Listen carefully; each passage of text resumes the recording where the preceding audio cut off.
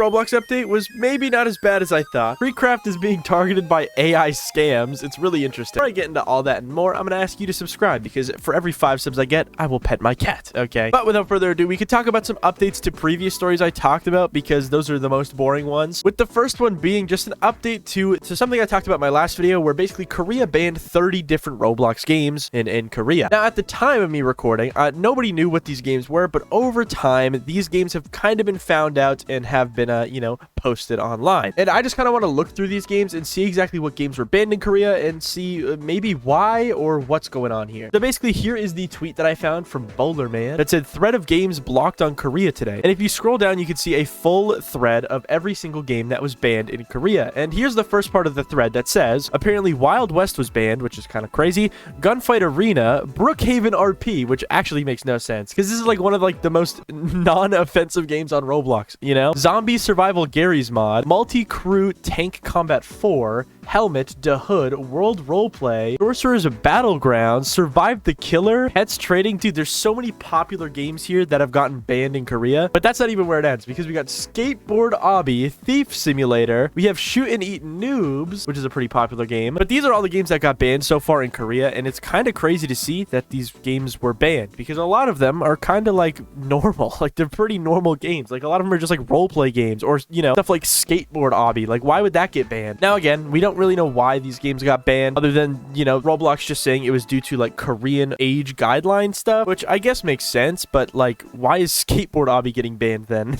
That makes no sense. I could see like Thief Simulator getting banned for a good reason and maybe Gunfight Arena, but Skateboard Obby and Brookhaven? Really, bro? That's crazy. I also think it's very interesting because Roblox said that it was only 2% of Korea's total playtime that got banned, but Brookhaven RP got banned. That's like the biggest game on Roblox in general. Maybe I guess people in Korea just didn't play Brookhaven very often, but that sounds crazy to me. But yeah, those are all the games that were banned in Korea that we know of so far. There's definitely more that we don't know of, but yeah, for the most part, that is the ones that got banned. And it's just interesting to see because a lot of these games were actually ginormous and probably shouldn't have gotten banned, I think. I don't know. Oh yeah, here's also the screen that shows up when you try to play one of these games in Korea. It just says this experience is unavailable in your region to comply with regulation, which is interesting. But now we can move on to the next story, which just happens to be an update that is actually good that we did not expect to be good. But basically, Roblox added bodies and heads to the Roblox price floor, which we all thought was going to end very badly. But as of day 1 of the price floor being added to these items,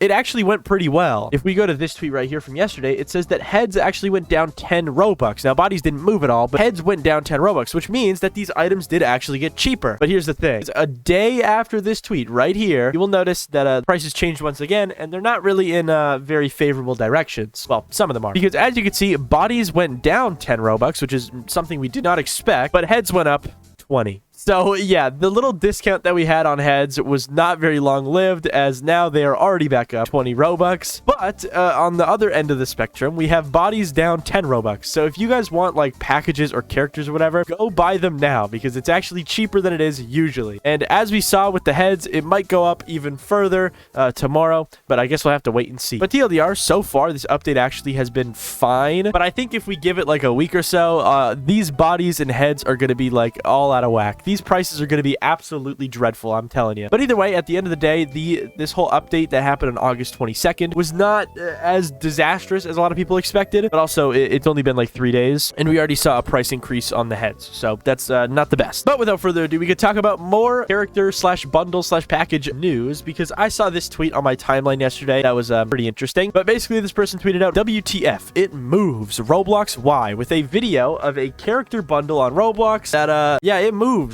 But basically, there's a new character bundle that is being spammed on the Roblox catalog that has specific body parts that move. I can't really go into too many details, but the reason I'm talking about it is because this body is apparently being spam uploaded to the catalog like every day. And going to the catalog myself and searching up the keyword anime, I see a plethora of these avatars uploaded. Now, I don't know if these specific ones that I'm seeing actually like move or anything in game, like the one in the tweet, but I assume they do because they're all uploaded by a specific person This person. This person right here. This person, for some reason, is just uploading like a bunch of these avatars that apparently move when you wear them in game. Yeah, I don't know why these are being allowed. Like, Roblox does have a moderation thing going on for bundles. I mean, I saw UGC creators complaining about how bodies are taking too long to get moderated these days. But for some reason, these bodies that have, you know, very interesting body proportions are somehow getting past the moderation. Like, here's one tweet that I saw from Reverse Polarity that said, Roblox has been doing a much better job lately with moderation in Roblox UGC, but things like bundles pending for over 24 hours really hurts my ability to make items take off. And yeah, I saw this and then I just instantly thought about what's going on with the anime bodies on Roblox, and I don't know what he's talking about because these are being uploaded like 3 times a day and they all work relatively the same. On top of all of this, the Roblox catalog has just been being flooded with like somewhat inappropriate items or just like straight up inappropriate items over like the past month or so, and it's kind of crazy that like not a lot is being seemingly done about it. Like, if I go to my front page on Roblox right now, I can't even show you what I'm looking at because there is so many like inappropriate things on my front page. I see 1, 2, 3, 4,